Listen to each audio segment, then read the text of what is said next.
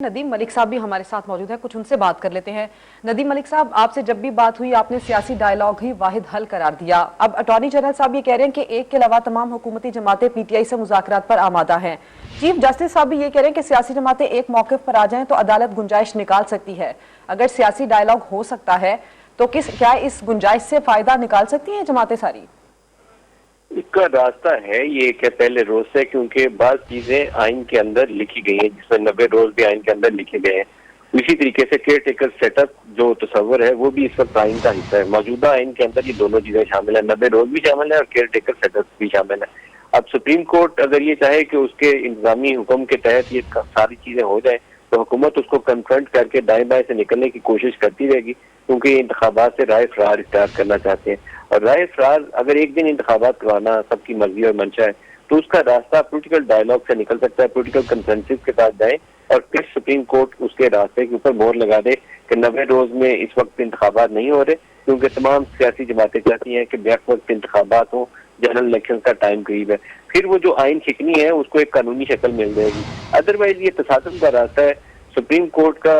मैंने कल भी आपकी ट्रांसमिशन में कहा था कि मेरी इत्तला यह है कि एक ब्रीफिंग इनको पहले किसी एजेंसी की जानिब से बहुत हाई प्रोफाइल लेवल पे दी गई थी और उस एजेंसी की ब्रीफिंग के बाद इन्होंने 21 अरब रुपए का हुक्मनामा सुप्रीम कोर्ट के नाम जारी कर दिया था। इसका मतलब यही था कि वो ब्रीफिंग का असर नहीं हुआ, नाकामी हुई, उसमें से जो रिजल्ट चाहिए था वो नहीं मिला। फिर अब दोबारा ब्रीफिंग दी गई, DGISI और DGMO ने जाके पूरा ब्रीफ किया, कुछ 3 घंटे की उनके वो ब्रीफ करने के बाद जो नतीजा यही है कि उन्होंने कहा कि वो वज़ारत दिफा की ऐसी दरख्वास्त कर सकती है। उनकी दरखास्तें जो है वो काबिल समात भी नहीं है और उनका वो बुनियाद भी नहीं बन सकती पहला फैसला रिवर्स करने के। सुप्रीम कोर्ट ने खुद को कर लिया कमिट कि हम ये इस तरफ अपने आप को एक फैसला कर लिया, हम इससे पीछे नहीं हटेंगे। हुकूमत उस फैसले को मानने पे मादा नहीं है, तो ऐसी सूरत में सिर्फ एक ही रास्ता है, वो है तसादुम का रास्ता। पोलिटिकल डायलॉग की तरफ इन्हें पहले दिन से जाना चाहिए। सियासी लोग पोलिटिकल डायलॉग से कैसे पीछे हट सकते हैं, सियासी मुज़ाकरात हल की तरफ ले जा सकते हैं जो ये जा नहीं रहे। इसकी वजूहात मुझे मालूम नहीं है, लेकिन बहरहाल अभी किसी इंतजामी हुक्म के तहत तो इंतखाबात नहीं होने, लड़ाई हो सकती है, वो काफी कभी इम्कान है। वजीर आजम की कुर्सी खतरे में है, ये भी काफी कभी इम्कान है, क्योंकि जो भी हुक्म आएगा शहबाज शरीफ की हुकूमत उसको कोई मुतबादल रास्ते से सर्कमवेंट करते हुए दाएं बाएं से घूम के निकलने की कोशिश करेगी और नतीजा उसका दोबारा सजा की शक्ल में या नोटिस की शक्ल में निकल सकता है। देखते हैं आगे मामला चलता क्या है, लेकिन अभी कोई खुश उसलूबी वाला, कोई मुसालियत वाला रास्ता वो नजर नहीं आ रहा। बातें अच्छी अच्छी कर रहे हैं, लेकिन जब नोटिस से हमको ऑर्डर जारी होगा तो उसके बाद फिर कोई दूसरा रास्ता ढूंढेंगे। जी ठीक है। आयशा बख्श साहिबा भी हमें ज्वाइन कर चुकी हैं। आयशा साहिबा, एक तो ये सुप्रीम कोर्ट में बड़े अहम मुकदमे पर दरखास्त पर समाअत जारी है, इस पर क्या इम्कानात आपको नजर आ रहे हैं ये बताइएगा, और इसमें ऐड कीजिएगा कि इलेक्शन कमीशन का ये पॉइंट है कि अगर अलग अलग फेज में इलेक्शन होता है तो एक मरहले में हारने वाली जमात दूसरे मरहले में तशद्दुद का रास्ता भी अपना सकती है। आपको क्या लगता है कि वाकई ऐसा होगा? क्योंकि हार जाना किसी भी सियासी जमात के लिए बहरहाल एक संजीदा मसला है। देखिए, ये तो रवैये हैं जो हम बना बैठे हैं अनफॉर्चुनेटली से कहा जाए, लेकिन ये इसमें कोई दो राय नहीं है कि हम इस वक्त बतौर माशरा यही खड़े हैं। अवाम को तो बाद में, पहले लीडरशिप को देखें जो एक साथ बैठने को तैयार नहीं है। पार्लियामान, हम कल भी ये बात कर रहे थे, पार्लियामान सुप्रीम है, रास्ते वहां से निकलने चाहिए। अब एफर्ट जारी है कि मुज़ाकरात हो जाए, जमात इस्लामी किरदार अदा कर रही है, खुद जो हुकूमती इत्तेहाद है उसके अंदर से पीपल्स पार्टी की आवाज है कि मुज़ाकरात होने चाहिए।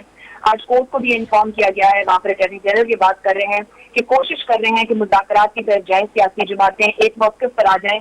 मगर जिन पार्टीज ने बात करनी है वो वही खड़े हैं कि इलेक्शन फौरी पंजाब का होना चाहिए, दी गई तारीख पर हो, जबकि हुकूमत ये कह रही है कि तमाम इकट्ठे हों। आया हुकूमत की नीयत और फिर वो ट्रस्ट फैक्टर आ जाता है कि क्या ये जमातें एक दूसरे पर एतमाद कर रही है। पीटीआई ये कहती है कि अगर एक बार इस तारीख से निकल गए तो शायद अगली तारीख भी ना आए कि इलेक्शन की तरफ बढ़े। कोर्ट की हेडिंग ये बता रही है कि कोशिश की जा रही है किसी तरीके से इलेक्शन के मामले को हल कर लिया जाए, इलेक्शन की तरफ बढ़ा जाए। मगर फिर नाकदी इस बात पर भी गुफ्तगू करते हैं कि तो पंजाब को इस कदर फोकस क्यों रखा गया है। KPK की असेंबली का भी इलेक्शन होना है, 90 दिन तो वहां भी गुजर रहे हैं, उसके ऊपर उस तरह से तवज्जो नहीं है, उसके लिए बात नहीं हो रही, सिर्फ पंजाब में क्यों।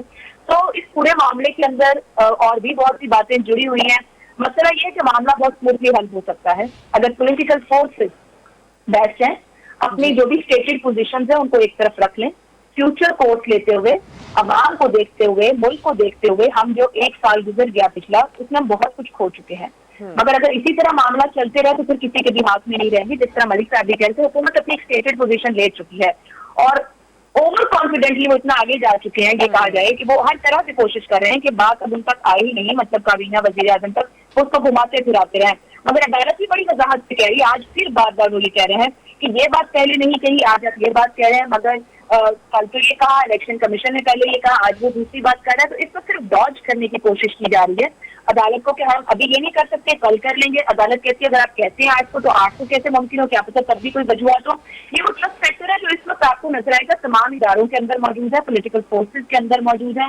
यही बात वहाँ जब बिलावल भुट्टो कहते हैं कि आप मुज़ाकरात करें, तो बाकी जमातें कहती है कि हम कैसे ट्रस्ट कर सकते हैं, कल को कोई शराइत ना आ जाए, कोई और मामला ना आ जाए। तो सिचुएशन जो है वो खुद जो लोग बात करना चाह रहे हैं, जो मामला सुलझाना चाह रहे हैं, शायद उनके कंट्रोल में भी नहीं है। और जाहिर बात है इसके पीछे एक तारीख है, एक माजी है गुज़िश्ता 1 साल का जो हमें यहाँ तक ले आया। फिर बार बार हम दोहराते हैं और गुफ्तगू वही होती है कि आज कुछ होना चाहिए था, नहीं सिर्फ ये उस तरह से तशरीह होनी चाहिए थी, नहीं होनी चाहिए थी, असेंबलियां क्यों तोड़ दी गई, ये तो अदालत के अंदर से सवाल उठते रहे कि इसके ऊपर बात होनी चाहिए। वो डिसेंटिंग नोट्स या फैसले जो सामने आए, बेंच किस किस्म का था। तो मामला को अगर हल करना है वंस फॉर ऑल, पोलिटिकल मामला पोलिटिकल ग्राउंड पर हल होने चाहिए, सियासी और जमातें आयशा उसके लिए बख्श साहिबा, सवाल initiative यह है कि ये हल कैसे होंगे? नदीम मलिक साहब, आप भी कहते हैं कि बैठकर बात करनी चाहिए, लेकिन बात करने के लिए इनको बिठाया कैसे जाएगा? पीपल्स पार्टी का टेक है कि मुज़ाकरात होने चाहिए, जेयूआई इस पर मान नहीं रही, लेकिन ये डेडलॉक कहीं ना कहीं टूटेगा तो सही। पीटीआई कहती है कि अर्ली इलेक्शंस हो, हुकूमत कहती है कि अक्टूबर के बाद हो, तो कोई न्यूट्रल हल तो इस मामले का होगा, कोई ना कोई बीच का रास्ता तो होगा, वो कैसे होगा सर? समा की स्क्रीन पे आप लोग खबर सुना रहे हैं कि अदालत ने सियासी जमातों को कल के लिए नोटिस जारी किए, जिसमें पाकिस्तान तहरीक-ए-इंसाफ, पीपल्स पार्टी, पीएमएलएन, जो बड़ी सियासी जमातें हैं, उन सारों को नोटिस जारी किए गए हैं कि उनका अपना अपना लीडर एक नामजद करें जो उनको रिप्रेजेंट कर सके अदालत के अंदर। ये पहले अदालत अपॉर्चुनिटी मिस कर चुकी है, क्योंकि एक टिकट की बुनियाद के ऊपर जिसमें कहा गया कि पीडीएम ने फैसला किया अदालती कार्रवाई का बाइकआउट करने का, हालांकि ऑफिशियल नोटिफिकेशन का जो उनकी स्टेटमेंट उसका हिस्सा नहीं था। अदालत ने किसी हुकूमती जमात को सुनने से इनकार कर दिया था, पीटीआई को सुना लेकिन हुकूमत के किसी वकील को सुनने से इनकार कर दिया था। मेरे ख्याल में बहुत चीजों में अदालत ने बहुत ज्यादा ओवर स्टेपिंग की है जो नहीं करनी चाहिए। पहले तो सियासी तनाज़े में अदालत को आना नहीं चाहिए था, जब आगे हैं तो आइन की तशरीह से ज्यादा इलेक्शन कमीशन वाला इख्तियार इलेक्शन का शेड्यूल ये है, वहां तक नहीं जाना चाहिए था। रिस्ट्रेंट बहुत चीजों में अदालत का वकार बरकरार रखता है। अभी ये जिस स्टेज पे आ गए हैं, अब ये पीछे तो वो कह रहे हैं कि हम नहीं रख सकते, नहीं रख सकते, फैसला दे चुके हैं, आप क्या बोले कि फैसला तो हमने कर दिया। अब कल वाली ब्रीफिंग सुन के अगर उन्होंने रिवर्स किया तो सब कहेंगे कि डीजीआईएसआई से मुलाकात करके पीछे हट गए। अब उन्होंने पोलिटिकल पार्टीज को नोटिस किया जो दुरुस्त समत में एक कदम है, लेकिन पोलिटिकल पार्टीज को वहां जाने से पहले एक लाहे अमल के साथ जाना चाहिए। इंतखाबात अगस्त में होने, सितंबर में होने, मोस्ट लाइकली इसका सिनेरियो जून के बाद का बनेगा, क्योंकि आप आईएमएफ प्रोग्राम में बहुत इस वक्त बुरे तरीके से फंसे हुए हैं। आपकी केस नहीं आ रही है, आपके ऊपर डिफॉल्ट एक तलवार सर के ऊपर लटकी हुई है। आप इससे निकलेंगे पोस्ट बजट तो सियासी जमातें एक अंडरस्टैंडिंग, ब्रॉड अंडरस्टैंडिंग पैदा करें कि एक दिन में इंतखाबात कराने, किस्तों में इंतखाबात सूट नहीं करेंगे। बाकी जमातों को तो कोई हार जीत गया तो शोर मचा के 2 दिन चुप कर जाएगी। पीटीआई को अगर पंजाब में अक्सरियत ना मिली, जो उसकी ख्वाहिश है कि हम पंजाब जीत के तो पाकिस्तान में हुकूमत बनाएंगे, तो पाकिस्तान तहरीक-ए-इंसाफ को संभालना सबको मुश्किल पेश आएगी। यही अदालत के अंदर दोबारा केस खड़ा होगा कि पंजाब के अंदर इंतखाबात में धांधली होगी। तो they should go for election in all over Pakistan, उसके ऊपर इत्तेफाक राय पैदा कर लें। जुलाई अगस्त की कोई तारीख कर लें, सितंबर की कोई तारीख तय कर लें, कोई मजायका नहीं है। 2-3 हफ्ते इधर उधर होने से किसी का नुकसान नहीं होगा। अगर तहरीक-ए-इंसाफ इतनी पॉपुलर अभी भी है तो 3 महीने बाद भी उतनी पॉपुलर रह जाएगी। तो हालात बहुत मुश्किल है, इसे कुछ समझदारी का मुजाहरा करना चाहिए। लीडरशिप का टेस्ट होता है मुश्किल वक्त में कौम को रास्ता देने का।